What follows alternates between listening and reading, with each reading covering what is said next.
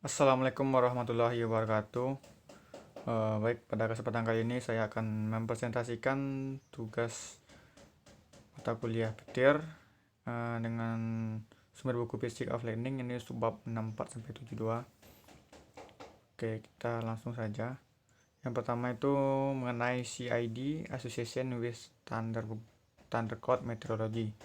Jadi sebelumnya kan di pembahasan sebelumnya sudah dibahas bahwa CID ini merupakan salah satu jenis petir intracloud lainnya yang saya katakan berbahaya dari segala jenis petir yang ada. Ini ada beberapa jenis petir yang sudah pernah ditemukan, ada ST Elmo Fire, Boom, Deadly Cloud, dan Cloud Flash. Dari sekian banyak petir ini, dan CID ini merupakan salah satu jenis petir yang kuat tersebut dan yang dikatakan cukup berbahaya. Yang mana CID Compact Intercloud Discharge memancarkan radiasi frekuensi tinggi yang kuat dibandingkan dengan sembarang petir balik pertama dari petir awan ke tanah ataupun jenis pelepasan muatan di awan lainnya. Radiasi frekuensi tinggi dari petir CID ini dapat mempengaruhi sistem elektronik sehingga dapat menimbulkan bahaya jika mengenai peralatan komunikasi, radio, satelit, dan sistem avionik. Dari penelitian-penelitian yang ada dapat diketahui bahwa CID yang berukuran CID positif ini diukur memiliki ketinggian sumber antara 8 sampai 16 km dan mungkin sesuai dengan wilayah antara daerah muatan negatif dan positif. Sedangkan CID negatif diukur memiliki ketinggian sumber antara 16 sampai 20 km dan lebih tinggi dari CID positif.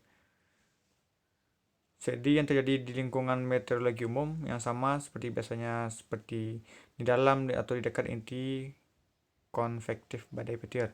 Jadi pada saat di dekat badai petir mungkin CID ini sering terjadi dan fenomenanya hampir sama dengan petir pada umumnya. Selanjutnya RREA Models of CID. Mana RREA ini adalah Relative Runaway Electron Avalanche, mana merupakan pertumbuhan elektron banjiran yang dihasilkan pada saat terjadi lucutan atau proses ionisasi di udara. Mana pemodelan untuk penjelasan CID adalah melibatkan aksi bersama dari air shower yang besar dengan multiplikasi RRA. Mana model EAS-RA ini disebut juga dengan model EAS-RB dengan singkatan RB untuk pelarian, memodelkan spesifik CID yang timbul dari arus listrik yang dihasilkan oleh elektron yang melarikan diri dan menghasilkan ionisasi secara impuls yang diunggulkan oleh pancuran udara yang melintasi listrik yang kuat di bidang petir. Ada beberapa kesulitan dengan pemodelan-modelan yang ada yang mana pemodelan CID ini yang diukur oleh beberapa ahli. Yang pertama, sementara IES-RRIA berpotensi mereproduksi beberapa karakteristik sferik, mereka tidak membahas salah satu fitur pendefinisian CID yaitu emisi VHF yang tidak koheren, yang mana CID ini tidak membahas emisi VHF, yang mana VHF ini merupakan gelombang elektromagnetik yang tinggi yang dihasilkan dari petir CID ini. Yang kedua, perhitungan terperinci telah menunjukkan amplitudo sferik yang dihasilkan oleh mekanisme IES-RREA mungkin terlalu kecil untuk menjelaskan CID. Dan yang ketiga, karena waktu perlekatan elektron, bahkan di daerah atas awan, kurang dari beberapa mikrodetik, sumber ionisasi baru terus-menerus terjadi untuk menjelaskan total durasi arus CID. Jadi, untuk awal perlekatan elektron ini mungkin memerlukan waktu yang lebih lama untuk mendeteksi adanya arus CID yang berlangsung. Inilah kesulitan-kesulitan yang didapatkan oleh para ahli untuk mengetahui pemodelan dari CID ini. Ini adalah gambar laju pulsa yang berlangsung pada petir CID, yaitu berlangsung sekitar 23 mikrosekund. Mana jika sumber elektron bebas adalah elektron yang dapat menyelipaskan muatan, maka saat ini elektron-elektron akan melintasi suatu wilayah badai dengan kedalaman lebih dari 6 km. Jadi ini kita lihat pada gambar.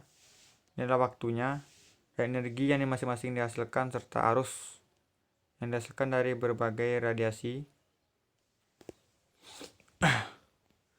Untuk selanjutnya adalah transient luminous event. merupakan emisi cahaya optik singkat dari awal di atas troposfer, mesosfer, dan ionosfer rendah yang dirasakan oleh pelepasan ke atas atau sebagai respon terhadap petir di awan dan awan ke tanah. Ada beberapa jenis TLE. Yang pertama ada Sprite, disebut juga dengan Sprite merah. Ada lingkaran cahaya, ada Elves, ada Blue Star, Blue Jet, dan Gigantic Jets.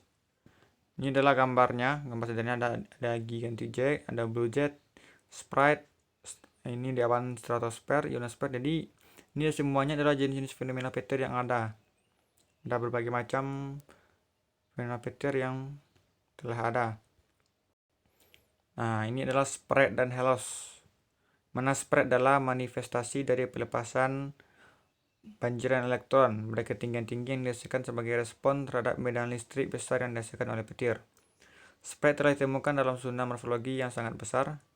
Nah, spread biasanya dimulai dengan ujung streamer yang terbentuk pada ketinggian sekitar 80 km. Selanjutnya untuk halos adalah gelombang ionisasi turun singkat yang menghasilkan pancaran dekat dasar ionosfer dengan diameter kurang dari 100 km yang kadang mendahului atau menyertai spread. Ini adalah gambar dari spread dan halos yang dihasilkan. Selanjutnya, spread terbentuk karena konduktivitas atmosfer yang tinggi di atas badai petir. Seperti badai petir, medan listrik di ruang di atas diusir dan dilapisi muatan penyaringan atas terbentuk di bagian atas awan. Gerakan muatan dari petir akan menghasilkan perubahan momen dipol dan berlangsung cepat dalam troposfer. Karena medan listrik dari kemunculan dipol listrik yang tiba-tiba ini dihasilkan lebih cepat daripada waktu relaksasi Maxwell di atas atmosfer. Medan listrik dihasilkan yang memanjang hingga ke atmosfer. Sementara itu, bidang kerusakan konvensional skala linear dengan keberatan udara yang menurun secara eksponensial dengan ketinggian yang ada. Ini adalah gambar dari mana terbentuk spread. Ini ketinggiannya. Ini adalah medan yang dihasilkan. Kita lihat nih medan yang dihasilkan mulai dari 10 pangkat 0 hingga 10 pangkat 6. Dan ini ketinggiannya, dimana nilai medan itu lebih besar dari medan yang dihasilkan di udara. Ini ilustrasi pada gambar. Untuk kelihatan petir yang cukup besar, medan listrik lokal yang dibuat atas awan akan melebihi medan gangguan konvensional.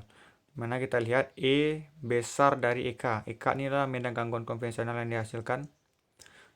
Dimana seringkali sekitar ketinggian 70 km, medan listrik ini kemudian memulai streamer positif yang tumbuh dan bercabang membentuk spread.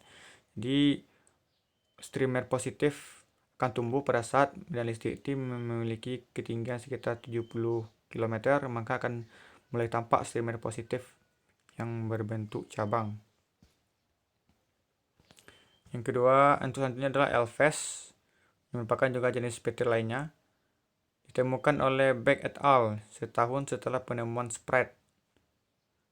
Elves secara cepat mengembangkan cincin emisi cahaya hanya sekitar 300 km di ionosfer bawah. Elves dihasilkan oleh pulsa elektromagnetik dari sambaran balik kilat. Kemudian EMP merambat sebagai gelombang bulat naik dari dasar saluran petir. Elves lebih umum di lautan, mungkin karena petir dengan arus puncak besar lebih umum di lautan daripada di daratan. Jadi elves ini pada umumnya terjadi di laut dan jarang terjadi di daratan. Sekian presentasi ini pada kesempatan kali ini. Jika ada saya salah kata, mohon maaf. Terima kasih. Assalamualaikum warahmatullahi wabarakatuh.